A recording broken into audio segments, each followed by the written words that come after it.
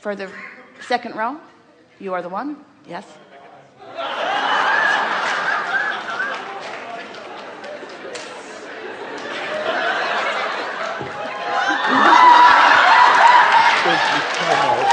You are very welcome. I didn't even have a ticket to come here today, but I knew I was supposed to be here. This is the first moment we've ever actually felt regret.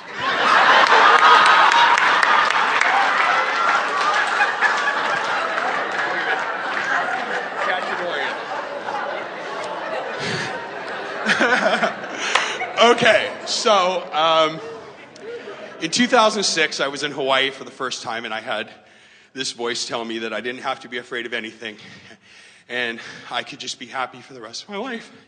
And so I went home, and I quit my job, and I sold my business, and I got divorced, and I walked out of the courtroom with $23.50 and the stuff in my apartment, and 8 months later, I sold everything in my apartment and walked out with a backpack. And people said, well, what are you going to do? And I said, well, I think I'm going to win the lottery. And I know, yeah. So for those 2 years... Were you grateful for having left all of that behind? Faithful. Grateful. Yeah, right, yes. And finding things to appreciate every day. And so for the 2 years up until that, I'd been playing the lottery. And in the middle of 2008 in the summer, I said, all right, for F's sake, we've already had the fuck thing today. So This seminar is going to be an editor's nightmare. So I said, for F's sake, if I'm supposed to win the lottery, give me the numbers. So, no, you don't want to ask that. So within a couple of weeks, these numbers start showing up. And I'm like, so that's one of the numbers, that's one of the numbers. And then after 3 numbers showed up in completely bizarre ways, way too long to tell the story, I started looking for the numbers instead of letting them show up in these magical ways.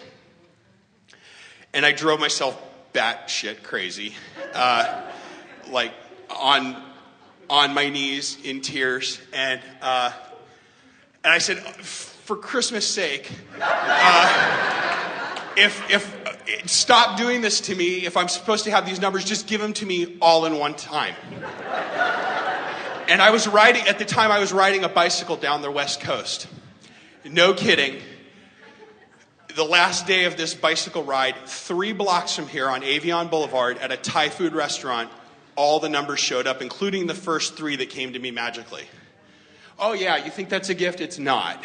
Because for the last 2 years and 5 months, I have had so much resistance built up. And finally I said... So did you play the numbers? Oh yeah! In every state and crazy and this one being the mega ball and that one being the Powerball, and today's the day. I'm like, today's the day, and no. And now, in like the last month, I'm like, I don't even care anymore. I'm so done. I've created so much resistance and so much misery. I cannot believe I am talking to you. So much resistance and so much misery. I'm like, I'm done. I'm not even going to buy another ticket. You are literally going to have someone buy the ticket with that numbers, and it's going to have to blow into my hand because I'm done. And I'm deliriously happy. I am just, I don't even really have a question. So I'm just wanting to know, is it possible to desire something so much that it gets you to a place of happiness and you don't actually wind up getting what you wanted, but you're deliriously happy, and every time you think about not having that thing that brought you to that place, that you've... Well, what was the message that you received? The first message that you exactly. received? It's that I could be happy every day for the rest of my life, and I didn't have to worry. And I don't. And when I don't worry, amazing things happen. Like where the heck was I? I was up in Northern California. Did the message say you can be happy for the rest of your life provided you buy the appropriate lottery ticket? No. Did the message say you can be happy for the rest of your life provided you rendezvous with the right numbers and put them in the right sequence and No. apply them at the right time? So No. where did that come from? Yeah, I created that. I made that happen, and it's like, okay, and then maybe just to keep me alive until I could get to this place where I've been happy every day. So where are you now? What do you think? What Homeless. do you? Where do you? Vibrationally speaking, where do you? In other words, there is something to be said about giving up. But what you're giving up is not your desire. What you're giving up is your hard work outside the vortex. What you're giving up is your justification for well-being. What you're giving up is trying to define by yourself the specific thought path in order to make things come about. In other words, we talked about this in the very early conversation this morning when we talked about all of the thoughts that could be thought and all of the paths that could be followed, and the difference between doing it the hard way, which is trying to, in other words, there aren't that many numbers. There are not that many numbers, but the combinations of numbers are infinite. 175 million of them. So when you think, and he tried them all. Almost. So what you are expressing back to us in very real, emphatic, heartfelt, real life experience terms is what we were getting at when we talk about the difference between trying to make it happen and getting into a place where you allow it to happen, and how in order to be able to read, in other words, it's not an off-the-wall enthusiasm that is your indicator that you've found the winning combination. It's your consistent, relaxed, confident, peaceful, well-being state of being that lets you know. In other words, it's a normal thing for something to happen that spikes your enthusiasm. And it's a normal thing to feel enthusiastic about something. We're not trying to guide any of you away from following that sort of bliss. But what you're reaching for, when you're reaching for consistent guidance that comes forth from non-physical, it's not a bouncing off the wall enthusiasm. It's a not jumping on a stage and picking Esther up and throwing her around enthusiasm, knocking her microphone from her ear enthusiasm. You'll get over it. Say again? You'll get over it. Well, there isn't anything that we can't survive.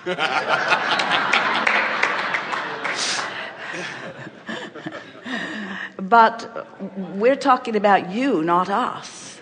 In other words, we're talking about not a containment of energy. We're talking about an understanding of energy. We're talking about an understanding of emotions so that you know where you are vibrationally. In other words, if someone says to you, the answer to your dreams is in this specific place, it's these numbers on this lottery ticket, that's someone who's not giving you the secret to the joyful life experience that you were asking for. In other words, the secret to the joyous life experience that you are asking for is a resignation, a resigning into the understanding that well-being is yours right now. Standing in a place where you are frantically trying to win the prize couldn't be further from the prize, you see. And you had that experience that we've never heard anyone express with more clarity or more vibrational accuracy meaning that the words matched the vibrational intent that you'd come to, than what you offered when you said, I give up. And we want to reflect back to you that what you've given up is not the dream, it's the struggle. What you've given up is not the source and not the energy that creates worlds, it's the trying to access it from outside inside the vortex. And if you can take away from this gathering an understanding that you still have access to all of that, but that it will come to you in the incremental ways, and when it comes, it feels good when it comes. These are the most powerful words that we've ever spoken to anyone, and we want to speak them in a hair blowing back experience to you.